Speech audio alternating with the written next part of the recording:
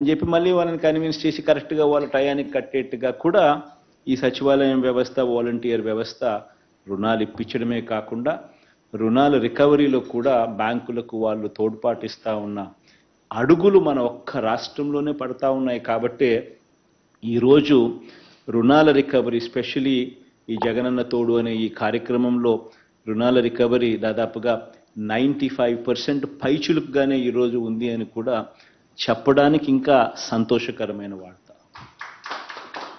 ఇవన్నీ కూడా ఒక ట్రాన్స్ఫర్మేషన్, సాధికారత విషయంలో అడుగులు పడే విషయంలో నిజంగా అనే విషయం మీద ఒక సాధికారత అనే విషయంలో పెద్ద ట్రాన్స్ఫర్మేషన్. మనం రాకమునుపు మహిళా సాధికారత విషయానికి వస్తే మనం రాకమునుపు ఒక చిన్న ఎగ్జాంపుల్గా పొదుపు సంఘాలకు సంబంధించిన రుణాలకు సంబంధించి మనం రాకమునుపు దాదాపుగా ఈ పొదుపు సంఘాలలో 18% రుణాలు అవుట్ స్టాండింగ్ అండ్ ఎన్పిఎస్. అటువంటి పరిస్థితి నుంచి ఈరోజు అవుట్ స్టాండింగ్ అండ్ ఎన్పిఏ రుణాలు ఎంత అంటే less than 0.3%. ఈరోజు ఆ పరిస్థితిలో ఉన్నాం.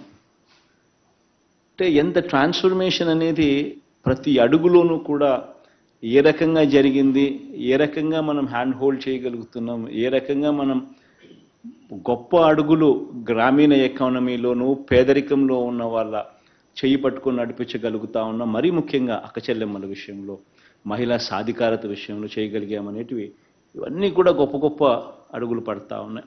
వాళ్ళకి జీవనోపాధి కల్పించేందుకోసం అని చెప్పి అడుగులు వేయడము, పెద్ద పెద్ద మల్టీనేషనల్ కంపెనీస్ను తీసుకొని వచ్చి వాళ్ళకి టైఅప్లు చేయడము, Amul, Reliance, ITC, Procter and Gamble ఇలాంటి కంపెనీస్ని తీసుకొని రావడం, వాళ్ళకు వ్యాపార ఆపర్చునిటీస్ క్రియేట్ చేయడం, బ్యాంకులతో టైఅప్ చేయడం, మళ్ళా రుణాలు ఇప్పించడం, మళ్ళా గవర్నమెంట్ అన్ని రకాలుగా తోడుగా ఉండి చేయబట్టుకొని నడిపించడం, ఇవన్నీ కూడా చేయూత కానివ్వండి, ఆసరా కానివ్వండి, సున్నా వడ్డీ పథకాలు కానివ్వండి, ఇవన్నీ కూడా చెయ్యి పట్టుకొని నడిపిస్తూ మహిళా సాధికారత దిశగా అడుగులు వేయించగలిగామన్న దానికి గొప్ప నిదర్శనంగా ఈ 4.5 సంవత్సరాలు నిలిచిపోతాయి.